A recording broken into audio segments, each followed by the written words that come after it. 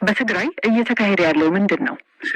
ቢሮን ስለተቆጣጠሩ ብቻ መንግስት በኃይል ማህተምን መቀማት ወዲያውኑ የመንግስትነት ስልጣን ያስገኝላቸዋል ማለት አይደለም። እያልን ያለነው ብዙ ህዝብ ቁጣውን እየገለጸ ነው። በተወሰኑ ቦታዎች ላይ የአንዳንድ እብድ ሰዎችን የመንግስት ማህተምን የመንጠቅ ፍላጎት ለማሟላት ሲባል ተኩስ ተደርጓል። አሁን ትግራይ ነው ያሉት? አይደለሁም፣ አዲስ አበባ ነኝ። ለምን ከትግራይ ወጡ? ጠቅላይ ሚኒስትሩ ደወሉልኝ። ያለውን ሁኔታ መረዳት ይፈልጋሉ።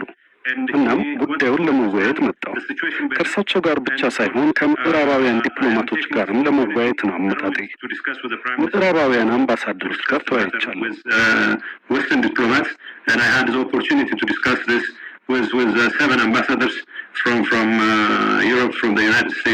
ወደ መቀለ በቅርቡ ይመለሳሉ?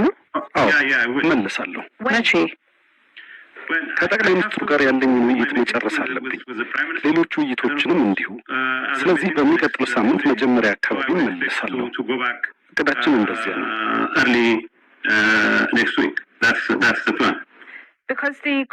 የሚወራው ግን ከትግራይ እንደሸሹ ነው።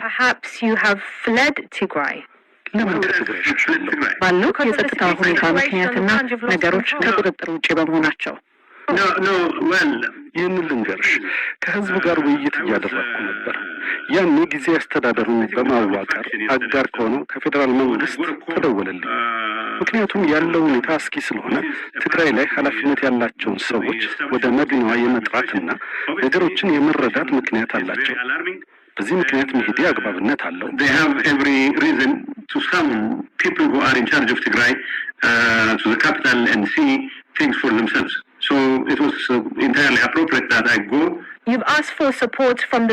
የፌዴራል መንግስትን እገዛ ጠይቀዋል። የፌዴራል መንግስት ኃይል ልኮ እንዲያግዝ ነው የፈለጉት?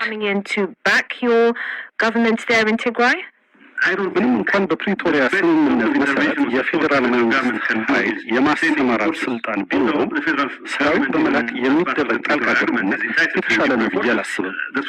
አሁን እየፈለግን ያለነው ድጋፍ በህወሓት ብቻ ሳይሆን በፌዴራል መንግስቱን ጭምር የተቋቋመውን አስተዳደር ማጠናከር ነው።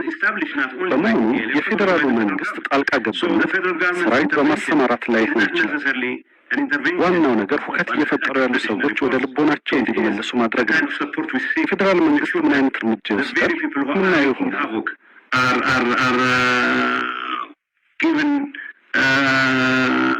opportunity to come to their senses. What sort of intervention the federal government is ready to take, we'll see.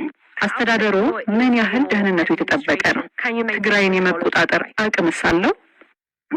በዚህ የህወሓት አንጃ ሁኔታ ምክንያት ሰሜን ምዕራብና ማዕከላዊ ትግራይ ከቁጥጥር ውጭ ሆኗል። አሁንም ግን እነዚህን አካባቢዎች መልሰን መቆጣጠር አለብን እያለ ነው። ምክንያቱም ነዋሪዎች ሁሉንም የመንግስት አገልግሎቶች ማግኘት አለባቸው።